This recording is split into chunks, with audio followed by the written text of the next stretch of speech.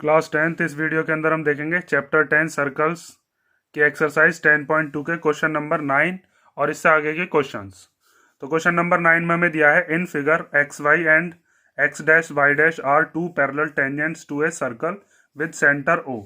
Means एक circle है और सर्कल का सेंटर क्या है ओ, और इस सर्कल के ऊपर दो पैरेलल टेंजेंट्स बनी हुई है। एक टेंजेंट है ये वाली, इसका नाम क्या है एक्स वाई, और एक टेंजेंट ये है, इसका नाम क्या है एक्स डैश वाई डैश।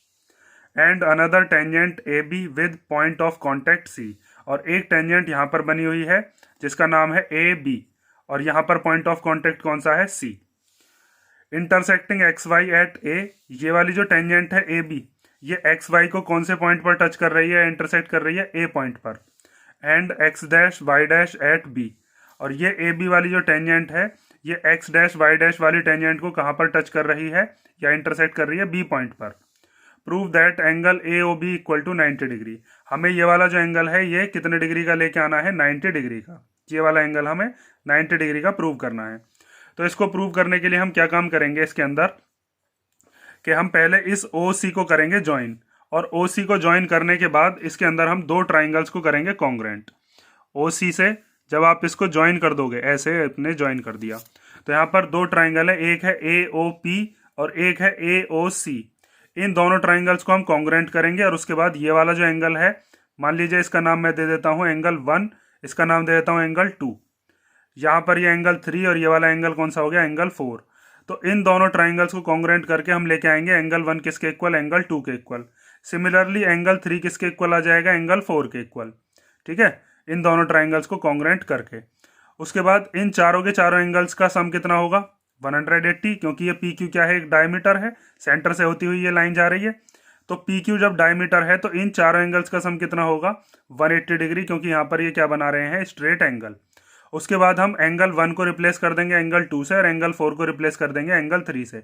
तो हमारे पास एंगल 2 और एंगल 3 का सम कितना आ जाएगा वहां से, 90 डिग्री। ठीक है, समझ गए ना। अब मैं इसको करके दिखाता हूँ कि कैसे हमको ये करना है। सबसे पहले हम गिवन लिखते हैं और कौन कौन से हमें ट्राइंगल लेने हैं वो चीज़ आप ध्यान से देखो। ठीक है, तो हमने गिवन लिख दिया कि एक्स वाई जो है वो क्या है, एक टेंजेंट इस पी पॉइंट से होती हुई वो जा रही है। ऐसी एक्स डैश वाई डैश भी एक टेंजेंट है और ए बी भी क्या है, एक टेंजेंट, और इनके पॉइंट ऑफ कांटेक्ट क्या है, पी क्यू और सी। उसके बाद X Y X dash Y dash के क्या है, पैरेलल। यहाँ पर हमको इसने बताया था कि ये दोनों पैरेलल टेंजेंट्स हैं। अब इसके अंदर हमने क्या किया है, कंस्ट्रक्शन से हमने इसको ज्वाइन किया है ओसी को, और हमें क्या प्रूव करना है, ये जो एंगल ए ओ बी है ये कितने डिग्री का है, 90 डिग्री का। तो अब यहाँ पर आप लिखोगे कि हमें क्या प्रूव करना है, टू प्रूव करना है हमें angle A O B 90 degree का। और हमने कंस्ट्रक्शन से क्या किया है, तो कंस्ट्रक्शन से आप लिखोगे हमने ज्वाइन की है ओ सी। ठीक है, ये वाली साइड। तो इसके लिए अब आपको क्या करना है, दो ट्राइंगल लेने, एक ये वाला और एक ये वाला। इस वाले ट्राइंगल का नाम ए ओ पी और इस वाले ट्राइंगल का नाम ए ओ सी। तो अब देखो इसका प्रूफ, हम ले रहे हैं दो triangle, in triangle A O P and triangle A O C. अब इन दोनों ट्राइंगल्स के अंदर हम देखते हैं इन दोनों ट्राइंगल्स को कॉन्ग्रेंट हम कैसे कर पाएंगे। तो सबसे पहले तो आपको इसमें एक चीज दिख रही होगी कि ये यहां से लेकर यहां तक ओपी क्या है, सर्कल की रेडियस, और ऐसे ही यहाँ पर ये ओ सी भी क्या है, ये भी रेडियस है। तो सबसे पहली चीज हम लिखते हैं ओ पी किसके इक्वल है, ओ सी के, क्योंकि ये क्या है, ये है radii of the same circle. ठीक है, एक ही सर्कल की तो रेडियस है, और एक ही सर्कल में कितनी भी रेडियस बना लो वो सारी की सारी इक्वल ही होती हैं। उसके बाद ये जो लाइन है ओ ए, ये दोनों की कॉमन साइड है, ये ऊपर वाले ट्राइंगल में भी आ रही है, ए ओ पी में भी और ए ओ सी में भी आ रही है। तो अब आप लिखोगे ओ ए इक्वल टू ओ ए, ये क्या हो गई, ये हो गई कॉमन साइड।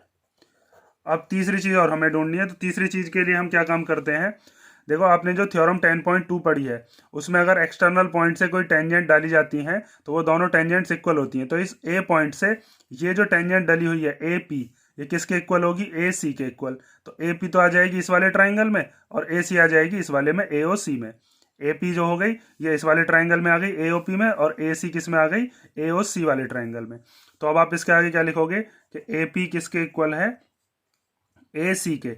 इसके आगे रीजन क्या लिखोगे, ये जो थ्योरम हमारी 10.2 होती है, ठीक है, ये जो आपने इसमें थ्योरम 10.2 में प्रूव भी किया था कि एक्सटर्नल पॉइंट से जो टेंजेंट्स पड़ती हैं वो आपस में कैसी होती हैं, इक्वल। पी क्यू और पी आर को हम इक्वल भी कर चुके थे। तो इसके आगे इसका स्टेटमेंट लिख दोगे, ठीक है। तो ये हमने यहाँ पर लिख दिया, length of tangents drawn from an external point are equal. तो इसका मतलब ये दोनों ट्राइंगल्स कैसे हो गए, ये दोनों ट्राइंगल्स हो गए कॉन्ग्रेंट। कॉन्ग्रेंट होने के बाद हम सीपीसीटी से लिख सकते हैं एंगल 1 किसके इक्वल हो जाएगा, एंगल 2 के इक्वल। तो यहाँ पर अब आप लिखोगे कि therefore triangle A O P is congruent to triangle A O C. ठीक है, कौन सी प्रॉपर्टी लगाई है यहाँ पर हमने, तीनों की तीनों साइड से ली है, तो यहाँ पर हमने लगाई है साइड साइड साइड। ठीक है, उसके बाद आप क्या लिख दोगे इसके अंदर कि एंगल 1 किसके इक्वल है, एंगल 2 के। तो therefore angle 1 equal to angle 2 by using C P C T. ठीक है, जैसे हमने यहाँ पर एंगल 1 और एंगल 2 को इक्वल किया है, इसी तरीके से आपको क्या करना है, एंगल 3 और एंगल 4 को भी इक्वल करना है। ठीक है, ये दोनों हमने कर दिए। यहाँ पर ए ओ पी है, ओ है यहाँ पर। अब एंगल 3 और एंगल 4 को हम इक्वल करते हैं, तो उसके लिए आपको यहाँ पर दो ट्राइंगल है, एक है बी ओ सी और एक है बी ओ क्यू। इन दोनों ट्राइंगल्स को भी बिल्कुल सेम इसी मेथड से हम क्या कर देंगे, कॉन्ग्रेंट। और फिर हम इन चारों का सम कितना ले लेंगे, 180 डिग्री। अब देखो, ठीक है, तो अब हम ये वाले दोनों ट्राइंगल्स लेते हैं कि अब हम सिमिलरली करके लिखेंगे, सिमिलरली इन ट्राइंगल, एक तो ये वाला है बी ओ सी, बी ओ सी, और दूसरा ट्राइंगल कौन सा है, B O Q, triangle B O Q. तो इन दोनों ट्राइंगल्स में सबसे पहली चीज तो हम यही लिख सकते हैं, रेडियस इक्वल है, ओ सी वाली रेडियस ओ क्यू के इक्वल होगी।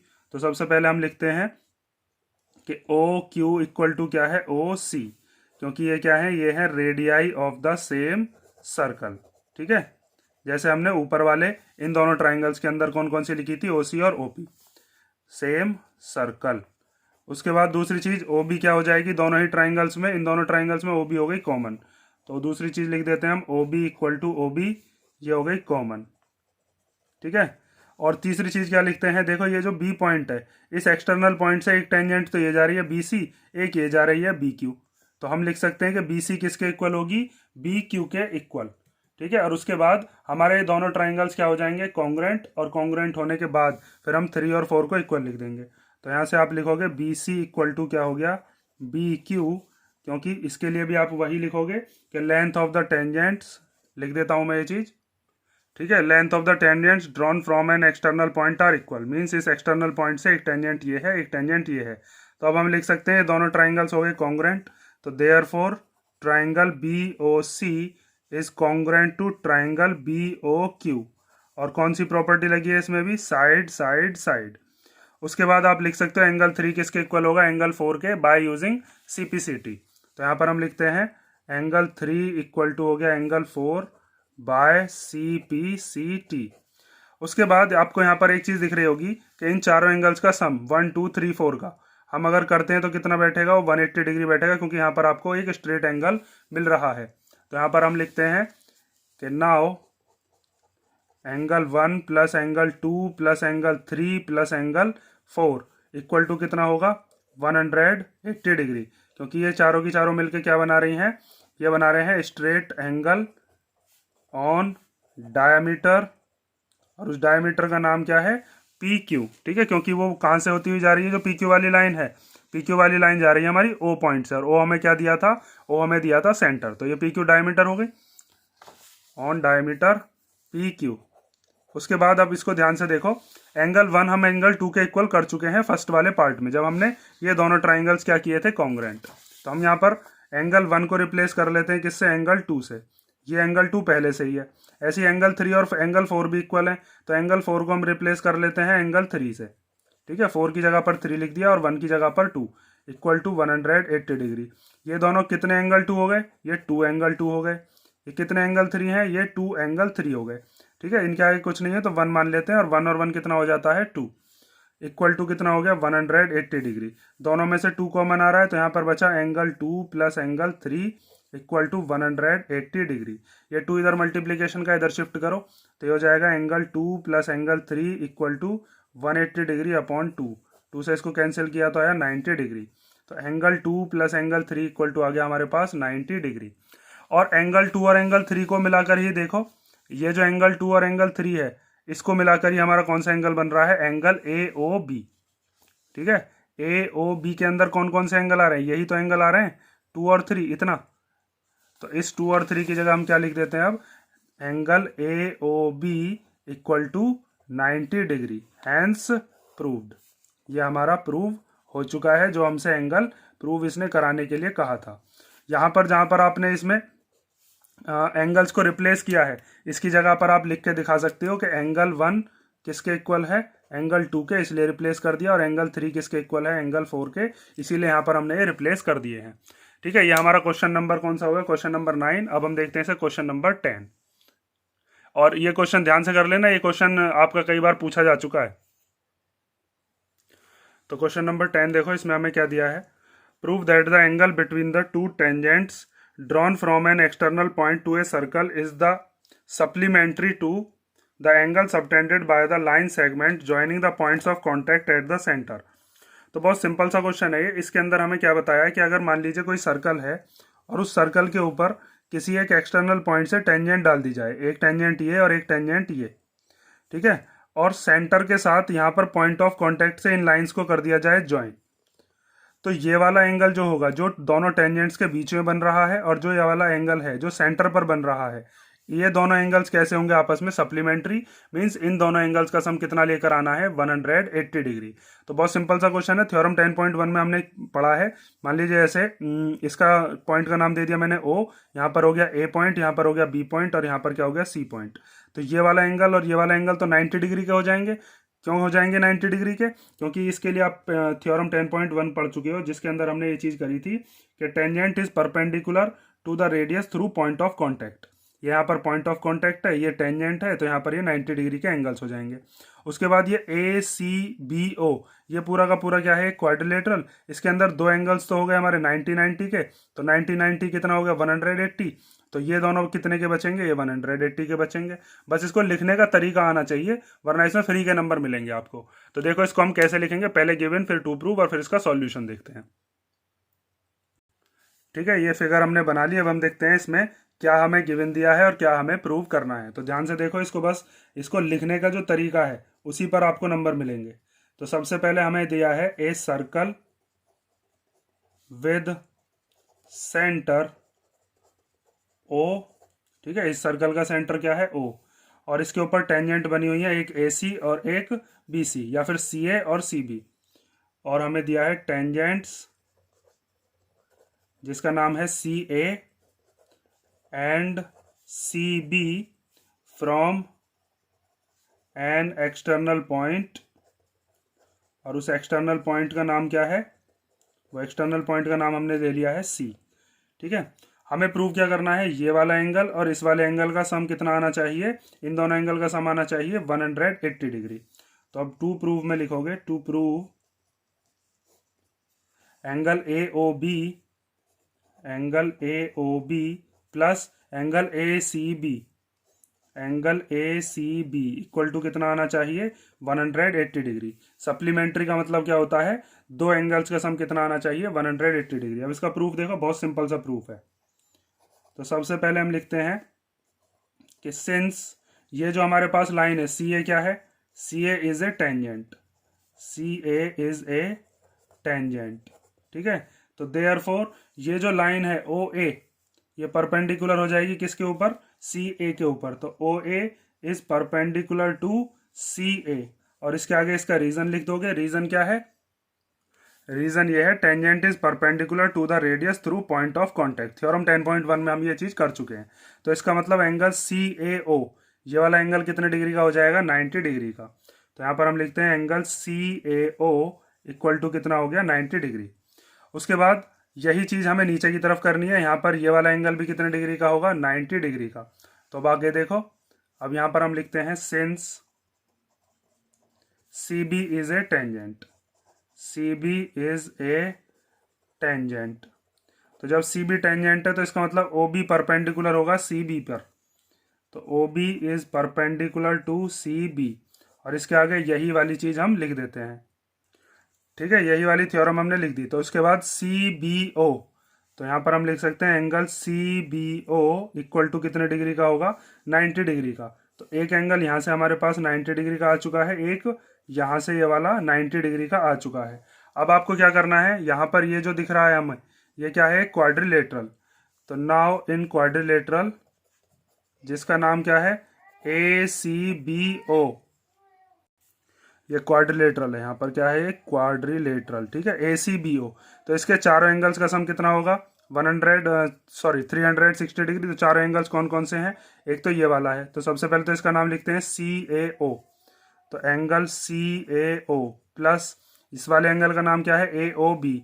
तो एंगल AOB प्लस इस वाले एंगल का नाम क्या है, CBO। तो यहाँ से आ गया एंगल CBO। और फिर लास्ट में ये वाला एंगल, इसका नाम क्या है, ACB। तो एंगल ACB इक्वल टू कितना हो गया, 360 डिग्री, क्योंकि क्वाड्रिलेटरल के चारों इंटीरियर एंगल्स का सम 360 डिग्री होता है। यहाँ से CAO की जगह हम क्या रख देते हैं, 90 डिग्री। फिर AOB को हमने ऐसे ही छोड़ दिया। उसके बाद CBO, ये भी हम निकाल चुके हैं, ये कितना है, 90 डिग्री। तो इसकी जगह भी 90 डिग्री आ गया। उसके बाद क्या बचा, ACB इक्वल टू 360। 90 और 90 प्लस होकर कितना हो जाएगा, 180 प्लस एंगल AOB और angle ACB as it is लिख दिए, इक्वल टू 360।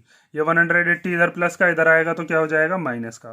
तो AOB plus angle ACB equal to कितना हो जाएगा, 360 डिग्री माइनस 180 डिग्री। और 360 में से जब 180 को माइनस करोगे तो कितना आएगा, 180 ही आएगा। तो यहाँ पर हम लिख देते हैं angle AOB plus angle ACB equal to कितना आ गया, 180 डिग्री। और यही देखो हमें क्या करना था, प्रूव। ठीक है, तो इसके लिखने के तरीके पे आपको याद रखना, बस सिंपल क्या करना है, ये वाले दोनों एंगल्स हमें 90 डिग्री करने हैं और फिर चारों का सम कितना कर देना है, 360, और आपका ये चीज प्रूव हो जाएगी। ठीक है, ये हमारा हो गया क्वेश्चन नंबर 10। अब हम देखते हैं इसका क्वेश्चन नंबर 11।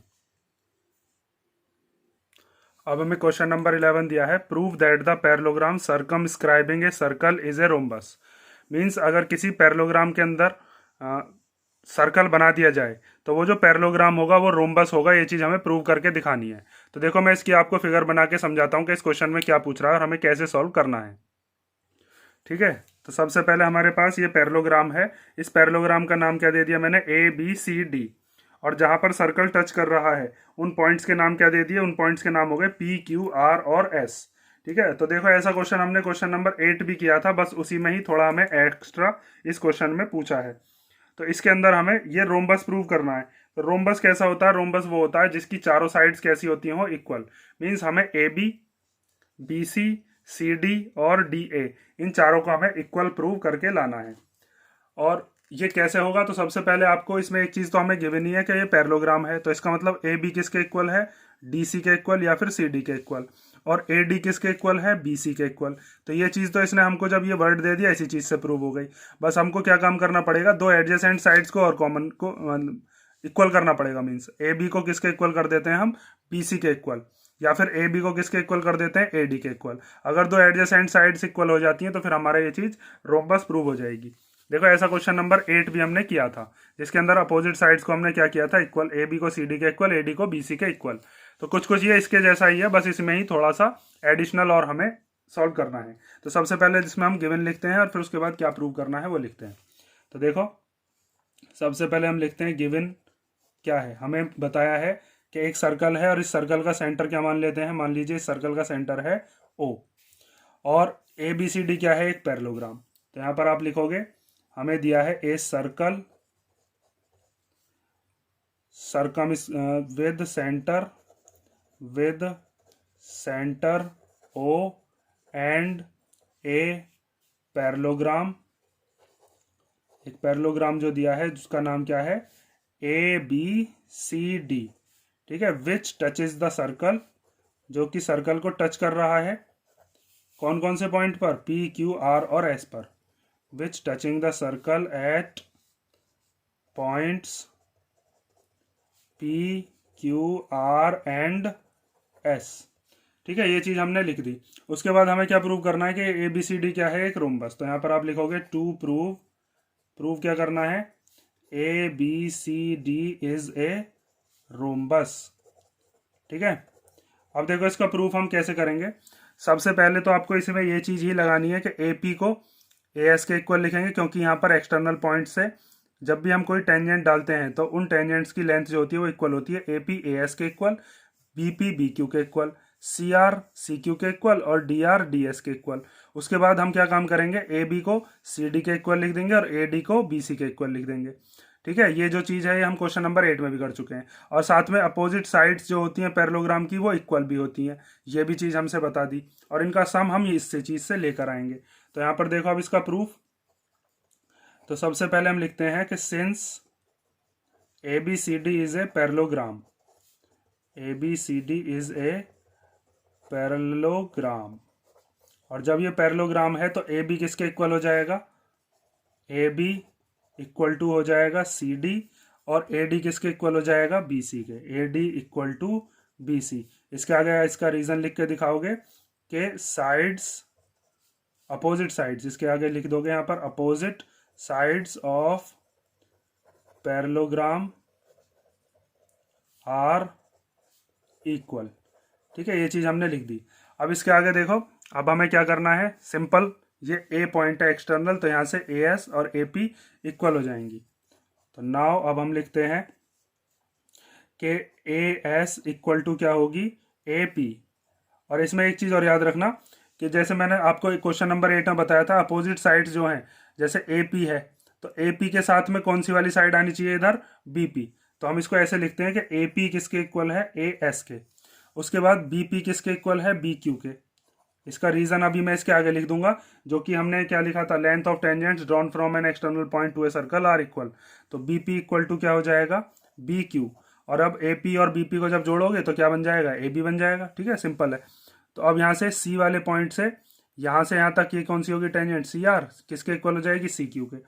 तो C R equal to C Q. ऐसे यहाँ से ये डी आर किसके इक्वल हो जाएगी, डी एस के। तो हम लिख देते हैं D R equal to D S.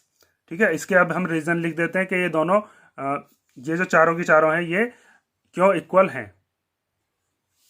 ठीक है, तो length of tangents drawn from an external point are equal. तो ए वाला एक्सटर्नल पॉइंट, इससे एक टेंजेंट ये, एक टेंजेंट ये इक्वल। इसी तरीके से बी से बी क्यू और बी पी इक्वल। सी वाले एक्सटर्नल पॉइंट से सी आर और सी क्यू इक्वल, और डी वाले पॉइंट से डी आर और डी एस इक्वल। अब इन चारों को क्या कर देते हैं, प्लस, जैसे क्वेश्चन नंबर 8 में किया था। इन सबको जब हम प्लस करेंगे तो ए पी में बी पी प्लस हो जाएगा, सी आर में डी आर। तो यहाँ पर हम लिखते हैं एडिंग ऑल इक्वेशंस। ठीक है, तो आपको क्या करना है, A P plus B P plus C R plus D R, means L H S वाले सारे प्लस कर देने। इसी तरीके से आर एच एस में क्या क्या है, A S, B Q, C Q और डी एस। उसके बाद ए पी और बी पी को प्लस करके, ए पी और बी पी को प्लस करके क्या बन रही है, ए बी। तो यहाँ पर हम लिख देते हैं ए बी। सी आर और डी आर को प्लस करके क्या बन रही है, सी डी। तो यहाँ पर हम लिख देते हैं सी डी। उसके बाद ए एस और डी एस, इन दोनों को प्लस करके क्या बनेगा, ए एस और डी एस को प्लस करके बन रहा है हमारे पास ए डी। तो यहाँ पर हम लिख देते हैं इन दोनों की जगह पर ए डी। बी क्यू और सी क्यू को प्लस करके क्या बन रहा है, वो बन रहा है बी सी। ठीक है, ये चीज हम क्वेश्चन नंबर 8 में भी प्रूव कर चुके हैं। अब इस पे आप एक चीज ध्यान दो, ये जो हमारे पास इक्वेशन है, मान लीजिए इस इक्वेशन का नाम दे दिया मैंने इक्वेशन फर्स्ट, और इस वाली इक्वेशन का नाम क्या दे दिया, इक्वेशन सेकेंड। तो ए बी और सी डी दोनों कैसे हैं आपस में, सॉरी, ए बी और सी डी कैसे लिखे हुए हैं आपस में, प्लस में। और ए बी और सी डी इक्वल भी हैं, तो हम क्या काम कर सकते हैं, यहाँ पर सी डी को रिप्लेस कर सकते हैं किससे, ए बी से, क्योंकि सी डी किसके इक्वल है, ए बी के इक्वल। ऐसे यहाँ से ये जो ए डी और बी सी है, इसमें हम ए डी को रिप्लेस कर सकते हैं किससे, बी सी से, और फिर हमारा ये रोम्बस प्रूव हो जाएगा। ध्यान से देखो, अब हम क्या काम कर रहे हैं, from equation first and second. तो इक्वेशन फर्स्ट और सेकंड में A B plus C D था हमारे पास, ए बी, सेकंड में था A B plus C D equal to A D plus B C. तो यहाँ पर हम इस सी डी की जगह पर क्या लिख रहे हैं, हम ए बी। तो सी डी की जगह पर आ गया ए बी इक्वल टू, ये जो ए डी है, इस ए डी की जगह पर हम क्या लिख देते हैं अब, बी सी। तो B C plus B C, A B और ए बी को प्लस करके क्या हो जाएगा, ये हो जाएगा 2ab, और बी सी और बी सी को प्लस करके क्या हो जाएगा 2bc। इस 2 से ये 2 कैंसिल हो जाएगा जब अपॉन में हम लेकर आएंगे, यहीं डायरेक्ट काट देते हैं हम। ए बी इक्वल टू क्या आ गया, बी सी। ठीक है, आप एक तो इस पे ध्यान दोगे A B equal to B C पर, और एक इस वाली चीज पर ध्यान दोगे। ठीक है, ये जो चीज़ हमने प्रूव की है, और इसके आगे इसका रीज़न लिख दोगे जो रीज़न है। और अब हम इसका प्रूफ देखते हैं, लास्ट में बस एक लाइन और लिखनी है। ठीक है, ये चीज़ लिख देना, ए बी सी डी के इक्वल है, ए डी बी सी के इक्वल है, जो चीज़ यहाँ पर लिखी हुई थी। अब इस वाली इक्वेशन को मान लेते हैं हम इक्वेशन नंबर थर्ड। तो आपको अब फर्स्ट इक्वेशन में और थर्ड इक्वेशन में ध्यान देना है। तो from equation first and third, तो इसमें ध्यान से देखो, ए बी किसके इक्वल है, ए बी बी सी के इक्वल है। तो सबसे पहली चीज़ हम लिखते हैं ए बी बी सी के इक्वल। ए बी ही किसके इक्वल है, ए बी ही सी डी के इक्वल है। तो यहाँ से ए बी के इक्वल में ही क्या लिख दिया, ए बी के इक्वल में ही चल रहा है ना ये, तो यहाँ पर सी डी आ गया। उसके बाद बी सी किसके इक्वल है, बी सी इक्वल है ए डी के, तो बी सी के ही इक्वल में क्या लिख दिया, ए डी। मीन्स ये चारों की चारों साइड कैसी हो गई, इक्वल। मीन्स जितनी लेंथ ए बी की होगी उतनी बी सी की, उतनी ही सी डी की, और उतनी ही डी ए की या फिर ए डी की। तो hence A B C D is a rhombus. Last में लिख दोगे A B C D is a rhombus, और यही चीज हमको क्या करनी थी, प्रूव। ठीक है, ये हमारा क्वेश्चन नंबर कौन सा हो गया, क्वेश्चन नंबर 11। अब हम देखते हैं क्वेश्चन नंबर 12, या क्वेश्चन नंबर 12 जो है वो हम करेंगे नेक्स्ट वीडियो में, क्योंकि फिर ये वीडियो थोड़ी लंबी हो जाएगी। 12 और 13 मैं नेक्स्ट वीडियो में कराता हूँ। और ये जो मैंने क्वेश्चन इस वीडियो में कराए, इसमें अगर आपको कोई डाउट हो तो कमेंट करके मुझे बता देना।